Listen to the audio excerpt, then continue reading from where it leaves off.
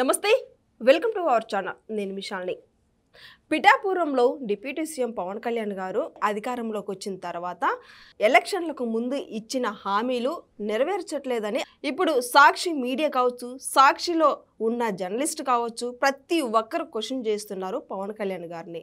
అంటే ఇప్పుడు మత్స్యకారులకి కూడా ఏది ఒక్కటి హామీలు ఇచ్చి నెరవేర్చట్లేదు, ధర్నాలు చేస్తున్నారు మత్స్యకారులు. అయితే ఇప్పుడు డిప్యూటీ సీఎం పవన్ కళ్యాణ్ గారు ఇక రాజకీయాలకి గుడ్ బై చెప్తున్నారా అన్న సాక్షి మీడియాలో పదే పదే విమర్శిస్తున్నారు. అయితే దీని మీద పూర్తిగా విశ్లేషించడానికి మనతో పాటు స్టూడియోలో ఉన్నారు senior journalist doctor Kanakadurga Vadlamani గారు ఉన్నారు. వారిని అడిగే విషయాలను తెలుసుకునే ప్రయత్నం చేద్దాం. నమస్కారం మేడం. నమస్తే అండి మేడం, ఇప్పుడు మనం చూసుకున్నట్టయితే ఇప్పుడు టీడీపీ ప్రభుత్వం కావచ్చు, జనసేన ప్రభుత్వం కావచ్చు, ఇప్పుడు బీజేపీ మూడు కలిసికట్టుగా ముందుకు అడుగులు వేయాలి, బలంగా ముందుకు వెళ్ళాలి, ఈ రాష్ట్రాన్ని అభివృద్ధి చేయాలని నిన్న పవన్ కళ్యాణ్ గారు కూడా చెప్పారు. అయితే ఈ నేపథ్యంలోనే ఇప్పుడు సాక్షి మీడియాలో ప్రతి ఒక్కరూ జర్నలిస్టు వాళ్ళు విమర్శించేది ఏంటంటే పవన్ కళ్యాణ్ గారు ఇచ్చిన హామీలు పిఠాపురంలో ఏది ఒక్కటి కూడా నెరవేర్చట్లేదు, మత్స్యకారులకి ఇప్పుడు ధర్నా చేస్తున్నారు, వాళ్ళు ఇబ్బంది పడుతున్నారని వ్యాఖ్యలు చేస్తున్నారు. మరోపక్కేమో రాజకీయాలకి గుడ్ బై చెప్తున్నారు పవన్ కళ్యాణ్ గారు అని విమర్శిస్తున్నారు వీళ్ళు సాక్షి మీడియా వాళ్ళు. దీన్ని ఎలా చూడాలి మేడం? అందరికీ మీకు దీన్ని బట్టి ఏమర్థం అవుతుంది? వాళ్ళు భయపడుతున్నారు పవన్ కళ్యాణ్, వాళ్ళు కూటమి ప్రభుత్వానికి భయపడుతున్నారు. ఇవాళ ఇంకా ఎవరిది అరెస్టులు కాలేదు, కాకుండానే ఇవాళ సాక్షి భయపడుతోందంటే దాన్ని బట్టి కూటమి ప్రభుత్వం బ్రహ్మాండంగా పనిచేస్తోంది. పవన్ కళ్యాణ్ తన ఫుల్ సపోర్ట్ చంద్రబాబు నాయుడు గారికి ఇస్తున్నారు అనేది అర్థమవుతోంది. నిన్న గూగుల్ డేటా సెంటర్ వచ్చాక నిన్న మోదీ గారు రావడం మూడోసారి, నిన్న ఎంత అద్భుతంగా సభ జరిగింది. ఆ జరిగాక నన్నూరులో అక్కడ స్టేజ్ మీద ఆయన లోకేష్ని పిలవడం, పవన్ కళ్యాణ్తో మాట్లాడడం మీరే చూశారు. లోకేష్ని అభినందించడం ఇవన్నీ చూశాక వాళ్ళు ఇవాళ ఇలా రాయకపోతే ఎలా రాస్తారు, ఇలా మాట్లాడకపోతే ఎలా మాట్లాడతారు? ఇప్పుడు వాళ్ళ బాధ ఏంటంటే జనసేన టీడీపీ కూటమి నుంచి బయటకు వచ్చేస్తే బీజేపీ కూడా బయటకు వచ్చేస్తుంది. బీజేపీ బయటకు వచ్చేస్తే బీజేపీతో జగన్మోహన్ రెడ్డి కలవచ్చు, జగన్మోహన్ రెడ్డి కలిస్తే అరెస్ట్ ఆగిపోతుంది, జగన్మోహన్ రెడ్డి మీద ఉండే కేసులన్నీ పక్కకి వెళ్ళిపోతాయి. ఎలక్షన్ ముందు నుంచి వాళ్ళు చేస్తున్నది అదే. ఎప్పుడైతే చంద్రబాబు నాయుడు గారు అరెస్ట్ అయ్యారో, వాళ్ళు కూటమిగా ఉంటామని ప్రకటించారో, కలిసికట్టుగా పనిచేస్తామని చెప్పారు, ఆ రోజు నుంచి మొదలైన ఇది ఇప్పటికి 2 ఏళ్ళు అయినా కూడా ఆగట్లేదు. 2 సంవత్సరాలు అవుతోంది, ఆల్మోస్ట్ అయిపోయిందమ్మా కూడా. అయినా కూడా ఇంకా వాళ్ళు అదే కుట్ర. ఇప్పుడు అన్నీ కూడా నిందలు పవన్ కళ్యాణ్ మీద వేస్తున్నారు. నువ్వు అది చేయలేదు, నువ్వు ఇది చేయలేదు, కల్తీ మద్యం గురించి మాట్లాడటం లేదు, సుగాలి ప్రీతి గురించి నువ్వు పట్టించుకోవట్లేదు, మత్స్యకారుల గురించి పట్టించుకోలేదు, మత్స్యకారులకు ఏమీ చేయట్లేదు, లేకపోతే వాలంటీర్ల గురించి పట్టించుకోలేదు, లేదంటే యువతకి నువ్వేదో హామీ ఇచ్చావు, మెడికల్ కాలేజీల గురించి, మెడికల్ కాలేజీల మీద నువ్వు మాట్లాడలేదు, పీపీపీ మోడల్ అంటే బుద్ధుందా నీకు? బుద్ధుందా అని అడుగుతున్నా సాక్షి వాళ్ళని.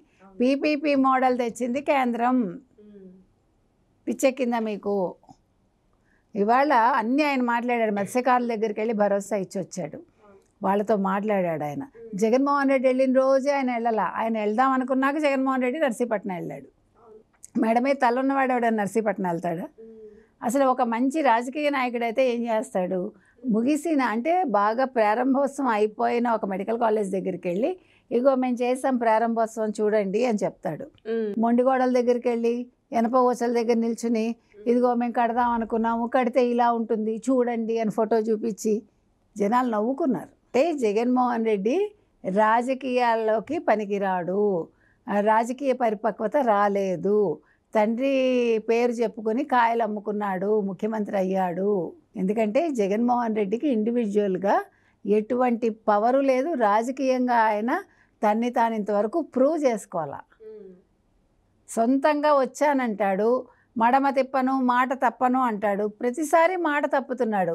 మాట తప్పంది పవన్ కళ్యాణ్, మాట తప్పుతున్నది జగన్మోహన్ రెడ్డి. మీరు చూసుకుంటే కనుక అయితే ఏ రోజు ఏం చేశాడో చెప్పమానండి జగన్మోహన్ రెడ్డిని. పోనీ ఇవేమి చెయ్యొద్దయ్యా, సరే ఏమి చెయ్యొద్దు జగన్మోహన్ రెడ్డి. నిన్న గూగుల్ డేటా సెంటర్ వచ్చినప్పుడు నువ్వు ప్రతిపక్ష నేత అనుకుంటున్నావు కదా, ప్రతిపక్ష నేతగా నువ్వు ఒక్క మంచి మాటని పత్రికలో రాసావా? ఒక చిన్న మంచి ట్వీట్ ఒకటి చేసావా? నువ్వు ఇంకేం నేతవు, నువ్వు ఇంకేం రాజకీయ నాయకుడు నువ్వు? నీ రాష్ట్రానికి వచ్చిన ఒక పెట్టుబడి గురించి మంచి మాటలు మాట్లాడని ఒక రాజకీయ నాయకుడు ప్రతిపక్ష నేతగా పనికొస్తాడా? ప్రతిపక్ష నేత హోదా ఇవ్వాలా? ఇవాళ ప్రజలు అడుగుతున్నారు. అవును, ఈ రోజున మోడీ గారు కూడా వచ్చి ఇది 3 times 4 times కలవటం జరిగింది. గత 5 సంవత్సరాల్లో ఒక్క రోజున మోడీ గారిని కలిసి రాష్ట్రం గురించి మాట్లాడిన ఎలా మాట్లాడతాడు? ఆయన దగ్గరికి వెళ్ళి చేతులు కట్టుకుని వినమ్రంగా, సార్ నా కేసులు చూడండి సార్, కొంచెం నాకు బెయిల్ కంటిన్యూ అయ్యేలా చూడండి సార్, అవి అడుగుతాడు. ప్రజలకు ఇది కావాలి సార్, లేకపోతే మాకు ఒక డేటా సెంటర్ ఇవ్వండి సార్, లేకపోతే టాటా కన్సల్టెన్సీ వస్తుంది సార్, మీరు రండి ఇనాగ్రేట్ చేయండి సార్ అంటాడా? అన్నాడు. కియా మోటార్స్ వస్తానంది సార్, నేనే వెనక్కి పంపించేశాను సార్, మాకేంటి అని అడిగాను సార్, మాకేమి ఇవ్వనన్నారు సార్ కదా. తర్వాత అదేంటి గల్లా జయదేవ్ గారి ఫ్యాక్టరీని కూడా పంపించేశాను సార్, ఇట్లాంటి మంచి మాటలన్నీ చెప్తాడు. గంజాయి బాగా పండించాం సార్ వైజాగ్ ఒక వాణిజ్య పంటగా చేశాం సార్ గంజాయిని, కాబట్టి ఇవాళ గంజాయి మత్తులో వైజాగ్ యువత తేలియాడుతున్నారు సార్, ఇది మా అభివృద్ధి అని చెప్తాడు ఆయన. కాబట్టి ఇవాళ మీరు ఏదైతే జగన్మోహన్ రెడ్డిని అడుగుతున్నారో కల్తీ మద్యం గురించి మాట్లాడరు. పవన్ కళ్యాణ్ మాట్లాడాల్సిన పని లేదు, ఎందుకంటే కల్తీ మద్యం చేసింది మీ జనార్దన్ రావు కదా. అందుకని మీరు మాట్లాడాలి, మీ కల్తీ మద్యం గురించి వైసీపీ వాళ్ళు మాట్లాడాలి. 5 ఏళ్ళు కల్తీ మద్యం చేసి అమ్మి ప్రజల ప్రాణాలు తీసి తర్వాత వాళ్ళ లివర్లు చెడగొట్టి అన్నీ చేసి ఇవాళ ఏమంటున్నారు, కల్తీ మద్యం చంద్రబాబు నాయుడు గారి హయాంలో జరిగింది. సారీ కాదండి, మీ మనిషే చెప్తున్నాడు, జోగి రమేషే చేశాడు అని. కాబట్టి ఇవాళ పవన్ కళ్యాణ్ మాట్లాడాల్సిన పని లేదు, పవన్ కళ్యాణ్ చేసుకుంటున్నారు. ప్రజలకు ఎప్పుడు ఏ అవసరం ఉందో అప్పుడు ఆయన వస్తాడు. కాబట్టి మీరు పాపం కష్టపడి పవన్ కళ్యాణ్ పార్టీ నుంచి తప్పుకో, పవన్ కళ్యాణ్ పదవికి రాజీనామా చేయి అని అడగద్దు. పవన్ కళ్యాణ్ రాజీనామా చేయాల్సిన పని లేదు. మరొక 20 సంవత్సరాలు కూటమే ఉంటుంది. చంద్రబాబు నాయుడు గారు ముఖ్యమంత్రిగా 2029లో కూడా ప్రమాణ స్వీకారం చేస్తారు, మీరు చూస్తారు అని వైసీపీ వాళ్ళకి చెప్తున్నాం.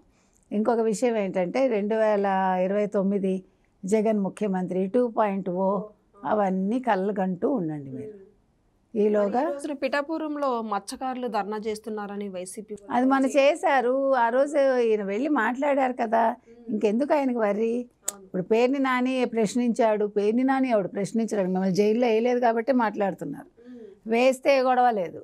కూటమి వాళ్ళు చేయాల్సిన పని ఏంటంటే ముందు అందరినీ తీసుకెళ్ళి గంపగుత్తగా జైల్లో పడేస్తే ఈ గొడవలు ఉండవు మనకి.